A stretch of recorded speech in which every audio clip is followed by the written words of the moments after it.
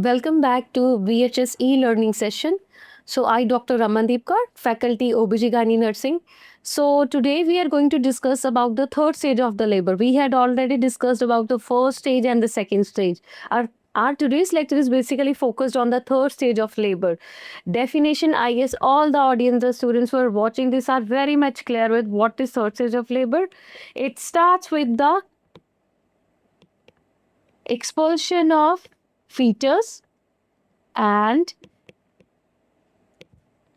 ends with the expulsion of placenta. So basically third stage of labor is dealing with the placenta separation and its expulsion. Its duration is 5 to 15 minutes. That is 5 minutes in case of where we are doing the active management of third stage of labor, and 15 where we are expecting the expectant management, or we are not doing anything. We are expecting the placenta to be come out by itself. So in that case, it is 15 minutes. And if in case it prolongs more than 30 minutes, then we can say that placenta is retained. Suraj, within 30 minutes, the placenta should be come out. Now, further, we are going to discuss about the physiology of the third stage of the labor. So, third stage of the labor basically deals with the separation and descent of placenta. How the placenta is separating and going down into the lower pole of the uterus.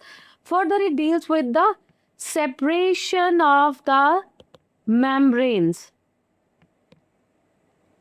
And third physiological events is the expulsion of both placenta and membranes. Now we are going to discuss about the first physiological event, that is the placenta separation and its descent down into the lower segment of the uterus. So Raji, always keep in mind, remember that the plane of the placenta separation passes through the spongy layer of the decidua. So I guess if you all remember that decidua have three layers. First one is the deep layer, that is deep layer basal layer, decidobacillus, and second is the spongy layer, which we also called as decidua spongiosa, and last is the superficial compact layer. Superficial compact layer. So the decidua is divided into the three layers. So assume, Rajesh, suppose this is our uterus, which is a placenta.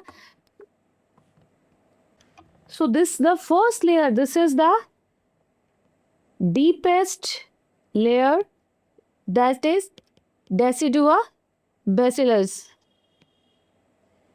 And another one, this is the middle layer, which is a middle layer, that is spongy layer. And last is the superficial layer. So as I've already told you that the plane of the placental separation passes through this middle layer. So if the plane is passing from this middle layer, so ultimately our superficial layer will also shed off with the placenta. So placentas, remember, it is a very important question, that the plane of the, that is a plane of placental separation is this middle layer. And when the placenta will descend down on the lower pole of the uterus, this superficial layer will also descend down into the lower pole of the uterus. See, Rajay, like same in the first stage and the second stage, uterine contractions are playing role. So similarly, in the third stage of the labor, contraction and retraction is that much equally important. So for the descent down, for the separation of the placenta, there is a very, very, very important role of the contraction.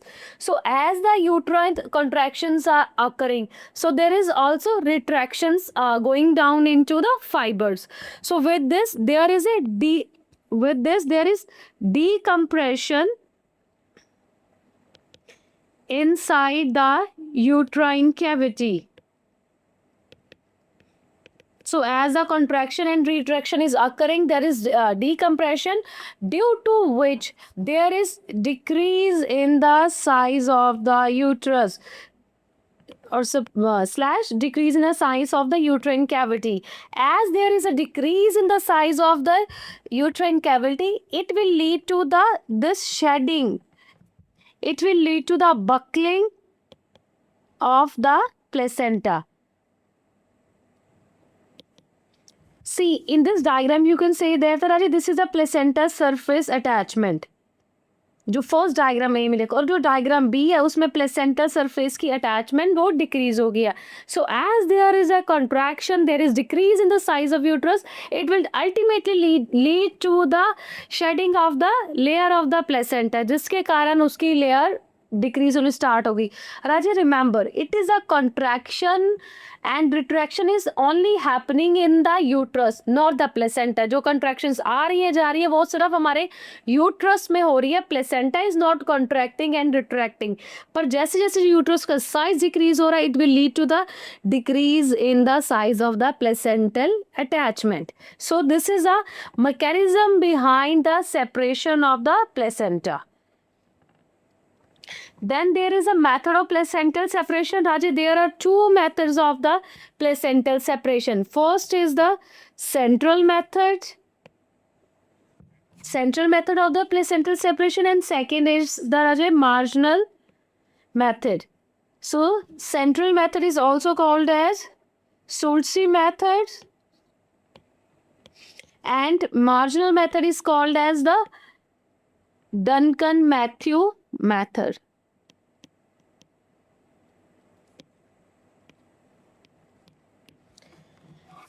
Earlier we had discussed about the mechanism of placental separation की placenta कैसे separate हो रहा है.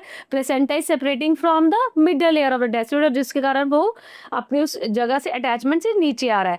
अब we are discussing about the methods of placental separation. There are two methods, central and the marginal. So first is the central separation, central method of placental separation, that's also called as a Sulci method. So in this method, rather you can see that the placenta separates from the center. So this separation is going to happen from the center of the placenta. So there is a central separation of the placenta. Placenta is going to separate from the center, due to which there is expulsion of fetal side. So placenta में क्या होगा, जो fetal side होगी वो पहले बार आएगी. So you can see here in the diagram there is this retroplacental hematoma. ये देखो यहाँ पे ये bleeding show हो रही ना. So this is there is retroplacental hematoma. जैसे जैसे प्लेसेंटा अपनी अटैचमेंट से सेपरेट हो रहा है, उसके पीछे क्या हो रही है, there is a collection of blood behind it, जिसको हम बोलते हैं retroplacental hematoma. So in this case राजे, there is no visible bleeding. कोई भी ब्लड जो हमारी ब्लीडिंग है वो बाहर नहीं आएगी. So there is no visible blood loss, and then the placenta is separating by, first is the contraction. With the help of contraction, placenta is coming out. With the weight of placenta, जैसे जैसे placenta नीचे को आ रहा है, it is putting pressure on the upper side, and plus there is also a retroplacental hematoma. ये सारे factor क्या करेंगे, हमारी प्लेसेंटल की एक्सपल्शन में हेल्प करेंगे. सो फर्स्ट मेथड क्लियर हो गया. हम करते we were discussing about the physiology. Physiology में तीन चीज़ें आ रही. पहले तो प्लेसेंटा सेपरेशन, दूसरी मेम्ब्रेन की सेपरेशन, तीसरी उसके एक्सपल्शन. हमने सबसे पहले स्टार्ट किया प्लेसेंटा की सेपरेशन. सेपरेशन के पीछे हमने उसका मैकेनिज्म समझा कि how it is happening, what is the exact reason. Then we have discussed about the method. First is the central method and second is the marginal method of the placental separation, which is also called as the Duncan method. So Rajesh में ये देखो, placenta is separating from margins. Margin से हमारा placenta separate हो रहा है. So you can see here there is visible blood loss. जो बाहर blood हमें दिखाई दे, जैसे जैसे प्लेसेंटा सेपरेट हो रहा है, so here the blood is coming out.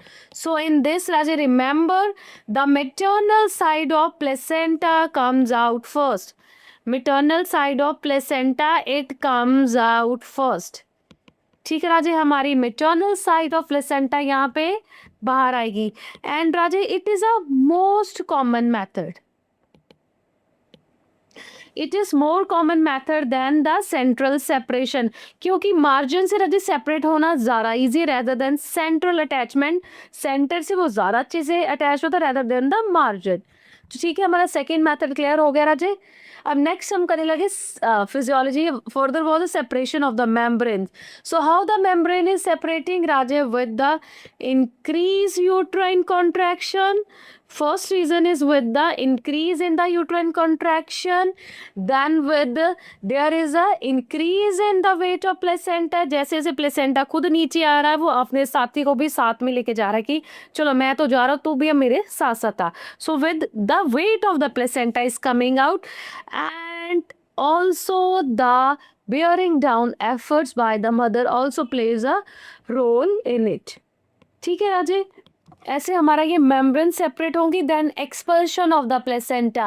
Raje expulsion of the placenta it is only the role of the uterine contractions. Uterine contractions are very very very important.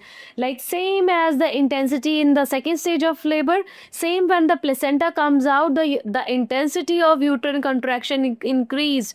Mother will say suddenly as the expulsion of the foetus, जैसे बच्चा बाहर आया, mother और she was feeling relax, उसको अच्छा लग रहा था. पर अब क्या हुआ, जब when the placenta is expelling out, she will say that I am feeling a lot of pain. So that pains indicate that the placenta is coming out.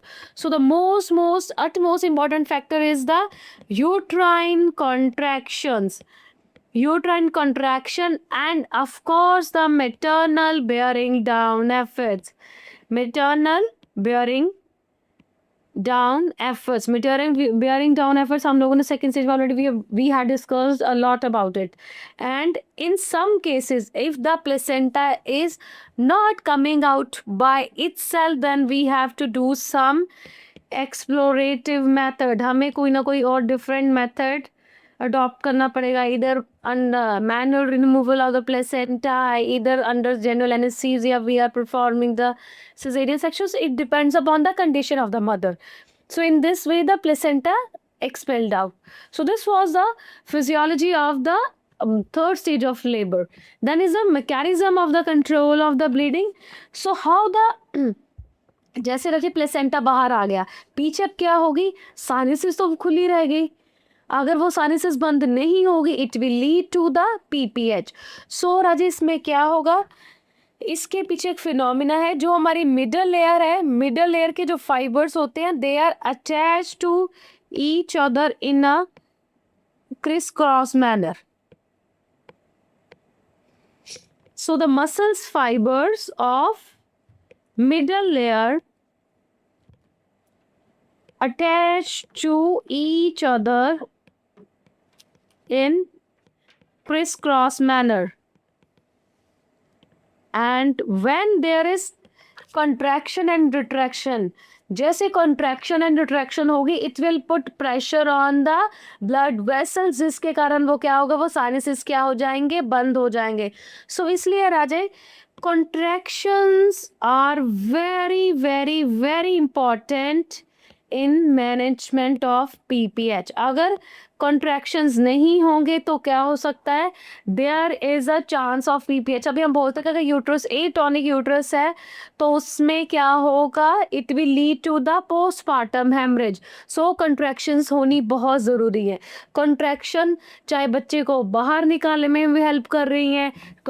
शुरू से अगर आप लोगों को याद होगा फर्स्ट स्टेज ऑफ जब से हमें लेबर स्टार्ट किया, we are just talking about contraction retraction from the very first lecture. जैसे ऑनसेट ऑफ बर्थ शुरू हुआ कि भी पहली चीज़ क्या होगी, pain. Pain is a feature from which we can say that the labour is going to start. So contraction राजे टिल द एंड, लेबर शुरू होने से लेके हमारा जब तक प्लेसेंटा बाहर नहीं आ जाता, contractions are very very important for the mother.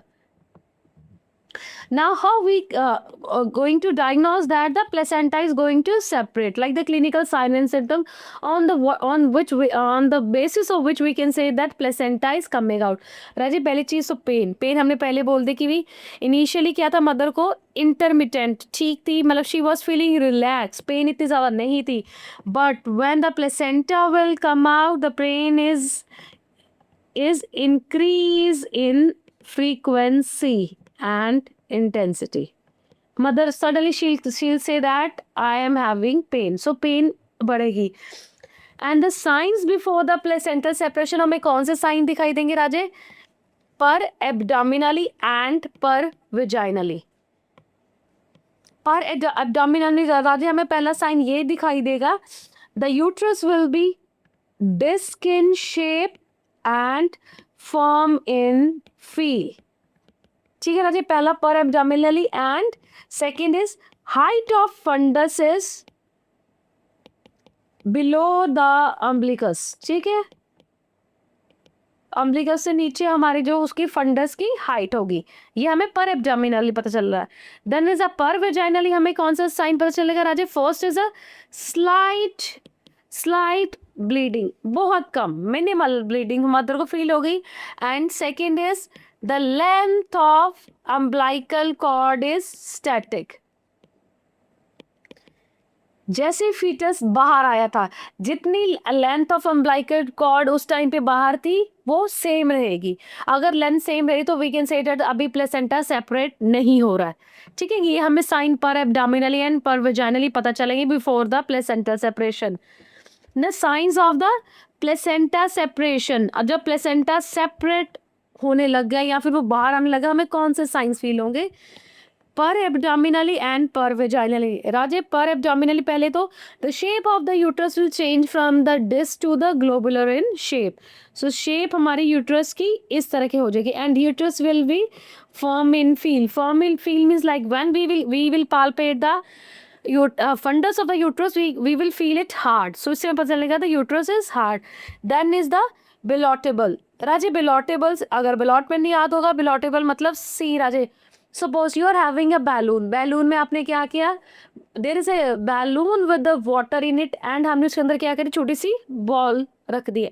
अब जैसे हम बैलून को इधर को कर रहे हैं तो बॉल इधर को फील हो रही है, उधर को कर रहे हैं तो बॉल उधर को फील हो रही है. दैट इज सिमिलरली बिलॉटमेंट, कि हम इधर को मूवमेंट करें तो it will touch this hand and comes back to the another side. That is the ballottement. सो हमें उस टाइम पे क्या होगा, बिलॉटमेंट फील होगी ड्यूरिंग द प्लेसेंटल सेपरेशन. राजे जब प्लेसेंटा सेपरेट नहीं हो रहा उस टाइम पे हमें ये बिलॉटमेंट वगैरह कुछ भी फील नहीं होगी.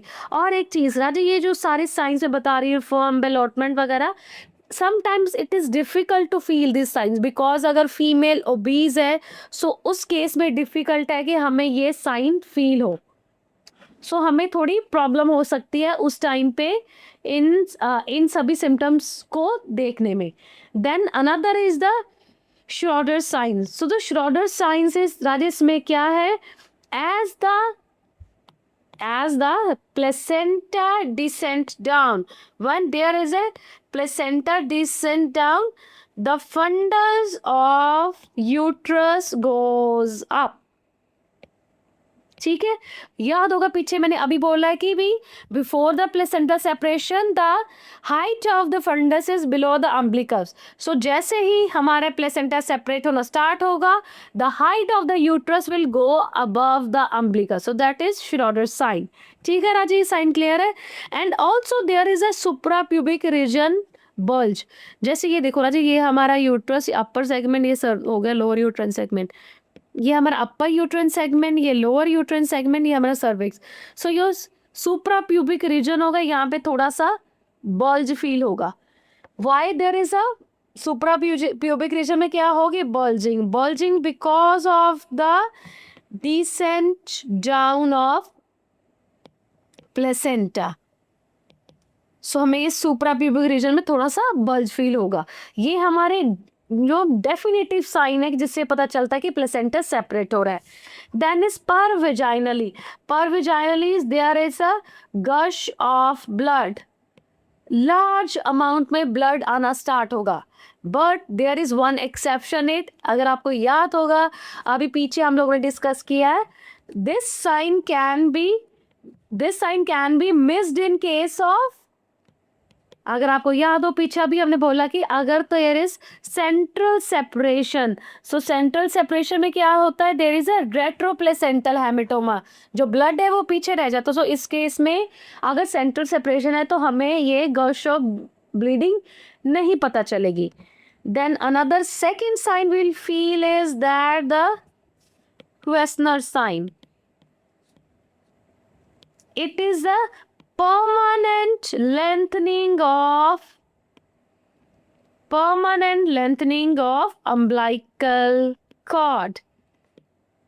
So it is a very very specific sign. अगर कोई आपसे पूछे कि भी हाँ जी सबसे स्पेसिफिक साइन कौन सा प्लेसेंटल सेपरेशन का, so then you will say the Kustner sign. So इसमें क्या है कि भी प्लेसेंट अम्बलाइकल कॉर्ड की परमानेंट लेंथनिंग जितनी अंदर थी वो सारी की सारी बाहर आ चुकी है. And if we are doing suppose Rajesh, ये है कि मदर का ये है एब्डोमेन है. सो अगर हम सेफेलाइड ऐसे ऊपर को भी प्रेशर डालें, मसाज करें, तो वो जो अम्बलाइकल कॉर्ड की लेंथ है वो अंदर नहीं जाएगी. So there is a permanent lengthening of the umbilical cord. So ये पर वेजाइनली हमें साइन फील होंगे. उसके बाद next maternal sign, mother will feel chills, she will feel shivering and there is a hypotension. These are the signs that will be present in the mother. So इसके साथ हमारा राजा ये खत्म हो गया clinical signs of the third stage of labour. Third stage we had discussed till now the definition, then physiology and clinical feature. Now we are coming towards the management of the third stage of labour. राजा याद रखना, third stage of labour it is a most crucial stage. Most crucial stage राजे मतलब कि अगर पिछली हमारी first second stage बिल्कुल ठीक ठाक चल रही थी, अगर यहाँ पे थोड़ा सा हमने ध्यान नहीं दिया, it will turn into a disasters event, because PPH होने के चांसेस इसी स्टेज में. सो याद रखना, it is very important. Most crucial stage of the labour is the third stage of the labour. So इसमें क्या राजे, हम इस स्टेज की मैनेजमेंट ना दो तरह की होती है. एक होती active management of third stage of labour, एक होती है एक्सपेक्टेंट मैनेजमेंट. हमारी जो नेशनल गाइडलाइंस है एंड प्लस WHO वो किसको सपोर्ट कर रहे हैं, to this active management of labour, because PPH हमारे कंट्री में कॉमन है and along with anaemia and ये दोनों कॉमन है. सो इस चीज़ को कंट्रोल करने के लिए active management of the third stage of labour is recommended. So इससे it will lead to the decrease duration of third stage of labour, decrease duration of third stage of labor, decrease incidence of PPH and decrease the need for blood transfusion. ठीक है. और दूसरी expectant management मतलब हमने कुछ नहीं करना, we जो have to just adopt wait and watch policy कि अपने आप प्लेसेंटा बाहर आएगा. एक्टिव में मतलब हम कुछ कर रहे हैं. सो पहले हम डिस्कस करने जा रहे हैं evidence based practices in the third stage labour. So first is राजेद prophylactical uterotonics recommended, means oxytocin वगैरह हम मदर को खुद देंगे, despite of the type of delivery हम देंगे. दूसरा कंट्रोल कॉर्ड ट्रैक्शन, कि हमने कॉर्ड को कैसे रिमूव करना, जो active, these both are the component of the active management of third stage of labour. And sustains means continuously हमने यूट्राइन मसाज नहीं करनी है in women who have already receive the prophylactic oxytocin. So उस case में हमने sustained uterine massage नहीं करने. And another is delayed cord clamping, या राजे आजकल ये कॉन्सेप्ट चल रहा है. So delay cord clamping means clamping of within 1 to 3 minutes and minimum more than 1 minute के बाद, when the pulsation stop, when the pulsation in the umbilical cord stops, then we'll do the cord clamping. So Raja, ये delay cord clamping will perform in all mothers, चाहे वो pre term delivery हुई है चाहे post term delivery हुई है, and even in the COVID-19 infection है mother को, अगर मदर को कोविड-19 इन्फेक्शन भी है, सो उस केस में भी हम क्या करेंगे, डिलेड कॉर्ड क्लैंपिंग करेंगे। सो राजे delayed cord clamping it is also recommended under anaemia मुक्त भारत प्रोग्राम। अनीमिया मुक्त भारत प्रोग्राम के अंडर भी ये रिकमेंडेड है। ठीक है राजे, सो डिलेड कॉर्ड क्लैंपिंग के राजे बेनिफिट्स क्या है? If we delay the cord clamping for 1 minute, so it will leads to 80 ml of transfer of fetal blood. अगर आप 1 मिनट के लिए करते हैं, so 80 ml is equal to actually Raje 50 mg of elemental RN. And if we delay the cord clamping for the 3 minutes, so it will lead to 100 ml of the fetal blood transfer. सो हमने delay cord clamping करनी है, but Raja there is some exception कि इसमें हमने नहीं करनी है। अगर बच्चे को बर्थ एस्फिक्सिया है, तो हम इमीडिएटली क्या होगी, कॉर्ड क्लैम्प करके immediately go for the resuscitation. उस टाइम पे हम वेट नहीं करेंगे कि भी, क्योंकि हमें उस टाइम पे बच्चे के रेस्पिरेशन को बचाना है। And if the mother is RS negative, ये तो आप लोगों को पता है।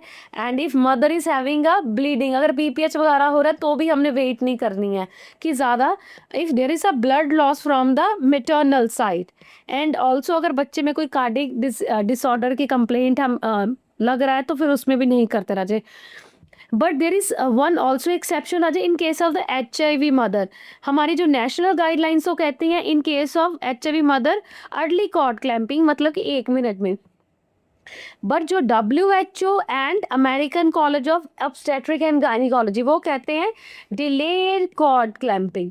सो इसमें थोड़ी सी डिबेट है हमारी, पर national guidelines is recommended for the early cord clamping in case of HIV। अब हम डिस्कस करने जा रहे हैं active management of the third stage of the labour. So राजे in the active management has 3 component. First is the uterotonic drugs, second is the control contraction, and third is the uterine tone assessment and massage. First is the uterotonic drugs. राजी uterotonic drugs which increases the uterine contraction, क्योंकि contraction की बहुत important role है placenta separate होने में, expel होने में, बाद में PPH को कंट्रोल करने के लिए भी। सो इसमें देते हैं। सो इसमें हम राजी ऑक्सीटोसिन देते हैं 10 यूनिट्स IM और IV। IV कभी भी never give IV bolus as such नहीं देते राजे, because it will leads to the tachycardia and the hypotension. इसके साइड इफेक्ट्स ज़्यादा है। सो IV हम देंगे। So it is given the 10 ml in 500 ml normal saline में डिजॉल्व करके इस मेडिसिन को प्रिस्क्राइब करेंगे। और जब भी राजा हम ऑक्सीटोसिन देते हैं, we need to store the oxytocin at 4 to 8 degree centigrade in the refrigerator को ऑक्सीटोसिन को स्टोर कर रहे हैं। अगर हमारे पास ऑक्सीटोसिन नहीं है, जैसे कुछ सब सेंटर, कुछ PHC वगैरह, तो यहाँ पे फ्रिज वगैरह नहीं होती यहाँ, तो उस केस में क्या करेंगे, we can give the misoprostol. So 600 microgram orally. अगर ये ड्रग नहीं है तो हम ये वाली ड्रग प्रिस्क्राइब कर सकते हैं उसका सब्स्टिट्यूट। राजे ऑक्सीटोसिन का ये फायदा है कि it acts on the upper part, ये अपर यूट्राइन सेगमेंट को कॉन्ट्रैक्ट करती है, लोअर को नहीं करती, क्योंकि अगर लोअर को करेगी तो राजे it will lead to further complication. So ये सिर्फ अपर पार्ट में कॉन्ट्रैक्ट करती है, जिसके कारण क्या होता है, प्लेसेंटा हमारा नीचे को आना स्टार्ट हो जाता है। सो ठीक है, पहला हो गया हमारा एडमिनिस्ट्रेशन ऑफ द यूट्रोटॉनिक ड्रग। राजी पहले प्रैक्टिस होती थी कि जैसे एंटीरियर शोल्डर डिलीवर हुआ उसके बाद हम अर्गोमेट्रिन वगैरह देते थे, अब वो नहीं देते क्योंकि उसके side effects will lead to the increase in the blood pressure. So उस सब कंडीशन में इसलिए एंटीरियर शोल्डर के बाद हमने वो प्रैक्टिस बंद हो चुकी है। और अजय याद रखना, जब भी यूट्रोटॉनिक ड्रग देनी है, कंफर्म कि there is no another foetus, मतलब ऐसा ना हो कि ट्विन डिलीवरी हो तो आप एक बच्चा बाहर आ गया, आपने ध्यान दिया नहीं कि अंदर दूसरा बच्चा भी और आपने सीधे ऑक्सीटोसिन दे दी, तो थोड़ी नहीं काफ़ी ज़्यादा प्रॉब्लम हो जाएगी। सो याद रखना जब भी ऑक्सीटोसिन देनी कि confirm that there is no another foetus inside the uterine cavity. And second component of our active management is that delivery by the control contraction or the modified Bren-Andrew method। Raje क्योंकि ये जो method था invent किया गया था by the Brandt Andrew. So उन्होंने क्या बोला था कि we giving pressure on the uterus upward.